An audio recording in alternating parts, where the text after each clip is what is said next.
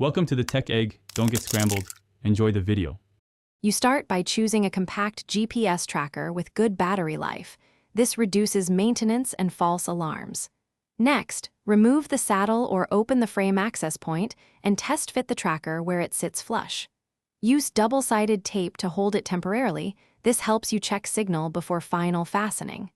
Once done, power on the device and confirm a GPS lock outside. Make sure it reports coordinates to the companion app so you know the unit communicates properly. Now you secure the tracker permanently. If using screws, pre-drill small pilot holes and tighten gently to avoid cracking carbon or aluminum. If using zip ties, cinch evenly and trim flush. Route the antenna or receiver toward the open sky. Metal enclosures reduce GPS reception, so position near gaps. Seal seams with silicone or heat shrink to keep moisture out. Once mounted, reassemble the bike and check that no cables rub or catch during steering. Finally, pair the tracker to its app and configure update interval and geofence alerts.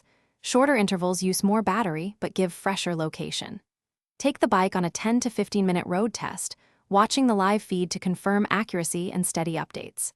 If the signal is weak, first reposition the unit or antenna to a less shielded spot. Then reboot the tracker and replace or charge the battery if needed. If problems persist, recheck mounts for stress on connectors.